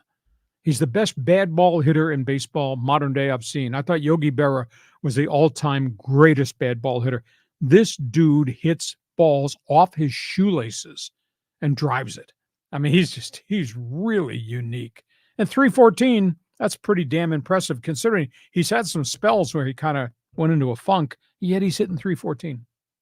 I just like his personality. He's like a fun guy. He's like out there and he's excited to be here for a winning team because he was playing for the Marlins that weren't going anywhere. So yeah, it's a pleasure to have him. But when I think of bad ball hitters, I think of Vladimir Guerrero Sr. Oh, wild swinger. Yeah, and he would be all over the place and that dude would drive the ball. But Arise is just kind of like a unicorn. He's like this unusual thing we haven't seen. It's not exactly Tony Gwynn, probably more like Rod Carew. Yeah, he acts in a batter's box like he drank too much coffee too. Yeah, exactly. he's amazing. And here's the closing aspect of that conversation. AJ Preller got him from Miami and got Miami to pay his whole salary this year. Executive of the year, man. That's him, AJ That's Preller. Amazing. Now, next year, they're going to have to pay $10 million to keep him. But I think Hosmer comes off the payroll, doesn't he? Exactly. So they'll be able to move some things around. Okay. Next question. Okay. Let's actually, John had an NBA comment. He says, when the NBA auctioned the Clippers to Steve Ballmer for $2 billion, Dean's eyes rolled like slot machines. His idea was to move the team and score a payday. His family is in construction and can't build anything more than slum apartments and strip malls. Well, you can denigrate them if you want. I'll sign that memo. At the end of the day, they've had one Super Bowl team and have hardly had any playoff teams. And like I say, 16 winning seasons in year 37. They're not the Rooneys. They're not the Maras. They're not the first family of football, the Crafts. So that's where we are. But do like the quarterback. And stupid me said, I hope Justin Herbert goes 17-0, and I hope Dean Spanos goes 0-17. I have a right to say what I want in my old podcast, and that's what I feel. Well, you said earlier, like organizations win or lose. Yeah. And so that's why you see the consistency of failure here. I mean, it goes right to the top of the hierarchy chart. But you can go through bad cycles. As great as Bob Kraft was in New England, they're in the midst of a bad cycle right now. Post Bill Belichick, it's going to take them some time. That happens to lots of places, but great organizations work their way through it and get out of it. I'm such a huge believer in the way the Rooneys do their business in Pittsburgh. Their standard of drafting, developing, and coaching. Hell, they've had 3 coaches since 1968. Chuck Noll. Think about that. That's correct. That's nuts. I mean, that doesn't exist anywhere. I mean, we're talking about all the managers that have been cycling through, like the Anaheim Angels, and to have 3 coaches since 1968. Since 68. Chuck Noll, Bill Cowher, Mike Tomlin. And Bill Cowher still going strong on TV. Yeah, telling you what he thinks. Yeah, Tomlin, I think, is all right. I think he's good. Okay, you want to get some social media here. Okay, let's go there and scroll down the list. And okay, let's go here. Talking Padres, whose staff is better? You brought it up. And Frank Dad says, don't jinx us, Hack. Oh, I'm not allowed to have an opinion on my podcast, but you're allowed to have an opinion on my podcast. Come on, Frank. Please take out a checklist. Just go ahead and compare. Who's got a better pitching staff? Padres over Dodgers. Padres probably a little bit over Philadelphia. Padres definitely better than the New York Yankees, top to bottom. And the Padres batting order is pretty good. And the Padres bench bunch is pretty good. When you say don't jinx them, I'm just giving you the facts. I love the superstition in sports. I mean, to this day, I'll make sure I wear a certain Padres shirt on a certain game, and I'll do that in other sports too, and I know it's weird, it's just silly, but it makes you think you're somehow involved in the win or the loss. There's nothing wrong with being a fan. No, not at all. Sean Lewis gave me crap today at the Aztec press conference. Oilers hockey? I said, hey, it was clean. I put it on. Whatever. Yeah, he's a football coach. He doesn't know much about that. Okay, let's go here to talk a little Lakers with ASAP Mimic. He says, no Lakers fan who is invested into this team and following the team's every move through the fan-made channels or even thinking about Bronny right now. The rest of the NBA community do not understand just how bad of a coach Darvin Ham was, and certainly cost the Lakers a couple of wins with his terrible coaching all around, from play calling to lineups to development to crunch time decisions to preparations. Darvin is just a mediocre coach. Look for the Lakers to finish 4th through 6th in the West. 7th through 8th is a worst case scenario. Well, that's optimistic. We have to see if JJ Redick's X's and O's work in the NBA, not having been a coach. We see if he becomes the head coach, or whether LeBron James and Anthony Davis are coaches on the floor. Big issue. Bronny James, that's wasted conversation. Well, I mean, why would we be concerned about the 15th guy under contract and what he's going to contribute to a team that's got to get to the playoffs? That's a little far-fetched to me. The bigger storyline is Dalton Connect really the deal. If he can hit threes, and he did in the summer league once he got his feet underneath him, he played really well in the NBA summer league. If Connect is the real deal, now suddenly that team looks very different. They're gonna run the ball. They're gonna push the tempo. They are gonna shoot a lot more threes. That should help Austin Reeves. Can D'Angelo Russell be Mr. Consistency, or will he continue to be hot and cold? And, I quoted the statistic on Rui Hachimura. Even though he's not a stud as it relates to a star, they were 21-8 when he was a starting power forward. So if they can find a mix for Rui to be part of, and he's consistent and Connect to hit, and they can push the tempo and hit threes, then it's just not on AD and King James to carry the thing. So a lot of questions there have to be answered going forward when they open their camp in the next week. Whenever you're wondering about LA coaches, you have to think about LeBron. It's like LeBron really the coach, and it makes you wonder if there were differences of opinion in the locker room when they're drawing up game plans between Ham and LeBron, and then potentially with JJ Redick and LeBron, even though those two guys are buddies. So I don't know what to expect from JJ Redick. It has to come from the players, though, on the floor. They got to respect the coach. Coach has to know what he's doing, but it's got to come from the players have to execute. And that means players 4 through 10 have to be able to contribute and be consistent and hopefully not get hurt, which has been part of the Lakers' problems too. So fascinating list of questions to talk about going, and we're going to talk more about it as we roll into the month of October. Okay, we've got to talk about Dave Roberts, okay? You have time for that? Go ahead. Okay, let's get Dave Roberts' commentary, because there is so much talk on social media about this. And let's go here. The big question is, who's going to be the better manager in the playoffs? Roberts has been horrible in the postseason. Padres may have the edge. Oh, I think they do. I mean, we got all these 90 wins for Mike Schilt in St. Louis and now in San Diego without the star-studded superstar talent that the Dodgers have. Dave obviously has been critiqued, and rightfully so, although maybe it's not all his decision about who pitches, who doesn't pitches, who's first out of the bullpen, what matchup must we have.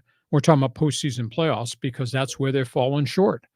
And you go back and look at the usage of Urias in the bullpen coming out of the rotation, or asking Kershaw to throw out of the bullpen, or obviously before that, the multiple times they overused Joe Kelly. Those all came from the manager, but did they come from upstairs on the analytics sheet that they sent down that said, we recommend this? I don't have the direct answer to that. But yeah, I also tend to think the Dodgers, and John and I talked about this last Friday, I think they're a little bit passive. You don't see a hell of a lot of bunts. You don't see a lot of hit and runs with the Dodgers. It's like, well, just hang around, get to the top of the batting order, and they'll put it in the seats. The Padres are kind of built differently. The Padres play a lot of station-to-station base-to-base baseball. I mean, they do squeeze bunts. They do dump the ball down the line. They try to move runners over and even do surprise stuff. You don't see a lot of that surprise stuff with the Dodgers. To me, the Dodgers are a little bit too passive, even though they got superstars at the top of the batting order. Well, there was another comment here about bunting, talking about the Dodgers, and that was from Eric. And he said, I'm going to give him a pass for the World Series. The Astros cheated on. Number one, David Roberts has won and won a lot with one of the highest paid rosters in MLB history. I blame Dave Roberts for the monumental pitching collapses in a few playoff games, including the World Series. He just recently made an error against the Padres. Instead of bunting to bring Ohtani to the plate, he let Miguel Rojas hit into a triple play to end the game. It's errors of that nature that make me dislike him. The list goes on and on. Well, of course, the response from Dave Roberts was, if we lay the bunt down with Machado and the first baseman storming in, that could turn into a double play anyhow. Because it also could turn into, depending on where the ball is placed on the bunt, it could also be a throw into center field if they screw the play up. So it's a real tough call. But Rojas is hitting around 300. Rojas putting bat on ball. Rojas drove that thing at Machado. That could have swallowed Machado up and gone into left field. So it's always, hindsight is always 20/20 in the rearview mirror. Yeah, it would have been nice to have Ohtani up. But even if it had been one out, if Manny had only gotten one out, Ohtani would have come up, still with guys who could score and facing Suarez. This turned into a triple play. You don't hardly see triple plays ever. I've never seen triple play ever in person or on TV. Yeah, usually you see it a highlight, when it happens. Watching that one, and then I saw one where the Padres bunted into a triple play against the Dodgers. It was awful. It makes you wonder too, like how much impact does a manager have on a baseball roster? Like how many wins or losses could you directly point your finger at to say that's on the manager? John, it's got to come from the players. The players have to produce. I mean, here in that game today, that first game of that Atlanta must-win doubleheader with the Mets, they stayed with that starting pitcher into the 8th inning, then he ran out of gas. He had an 11-pitch at-bat that wound up being a double. That opened the floodgates. But it came from the pitchers. Atlanta went to the bullpen, and Joe Jimenez, who's been reliable, he got killed. And then they went to the closer, Iglesias, to try to stop the bleeding, and he got killed. It comes from the players.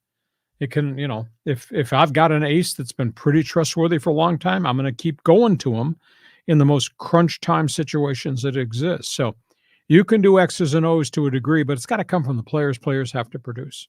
Yeah, when you're managing a game and you're in it, you can feel energy. That of how a pitcher or a hitter is going. You might say it's momentum, but the confidence level, you can see that.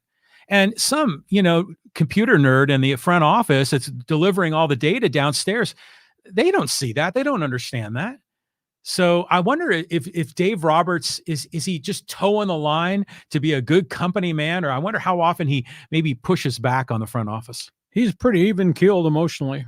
I like him a great deal. I respect him a great deal as a person, much less a really good player and highest winning manager in Dodger history. Yeah. LA Dodger history, Brooklyn Dodger history. Just think about that. But at the end of the day, the players have to produce. And for them to be where they are, first place, home field advantage, entire National League playoffs, for them to be there with all the pitchers they lost, we flashed a board up here last Friday.